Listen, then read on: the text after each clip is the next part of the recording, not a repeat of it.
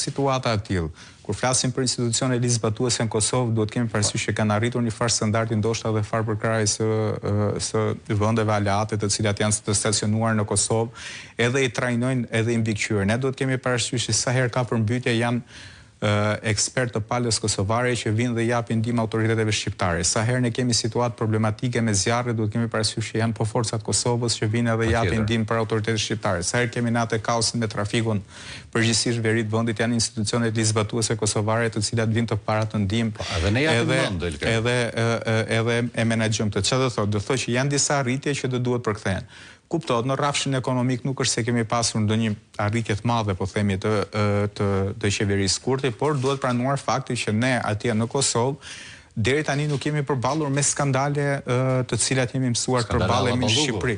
Nuk po flas vetëm për skandale alla Balluku, po domethënë skandali më i madh që mund të diskutohet sot në institucionet ligjzbatuese të Kosovës lidhet me një shifër, po themi 800.000, 900.000 euro pra, për korrupsion në raport me përfituesit e subvencioneve nga Ministria e Bujqësisë apo nga institucione tjera. Por ne nuk kemi skandale korruptive të përmasave të Shqipërisë ku shkon me miliona euro. Nuk e mendoj se çfarë do ndodhte në Kosovë nëse përgjimet e Akshit do ishin zhvilluar në Kosovë, apo ajo se çfarë ndodhi me tenderin e Llogaras, ato detaje që dalin nga dosja, t'i dilin ministrit infrastrukturës së Kosovës, pra pasardhësit të Liburnaliu, që Edi Rama e mori këto.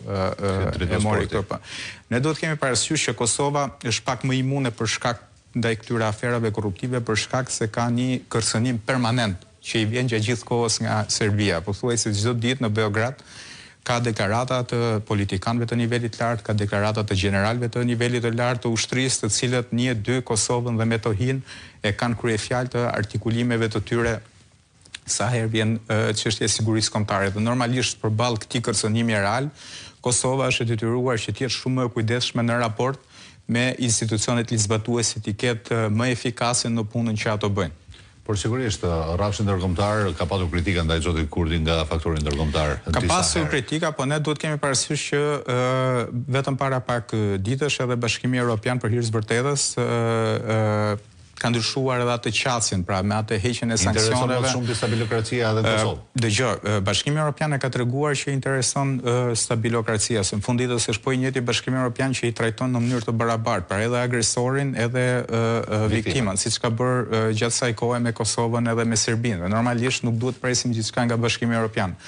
Albin Kurti ka mbajtur një qëndrim korrekt në raport me autoritetet ndërkombëtare, pra nuk ka krijuar një raport varësie, se ne kemi parë shumë mirë raportin e varësisë që ka kryeministri Edi Rama në raport me ndërkombëtarët, dhe për fat keq kemi parë edhe heshtjen e ndërkombëtarëve në raport me ato fenomene që ndodhin këtu në Shqipëri. Sigurisht, për sa i përket edhe diçka të fundit, ndryshimi edhe i drejtuesve të disa partive atje mund të çojë në një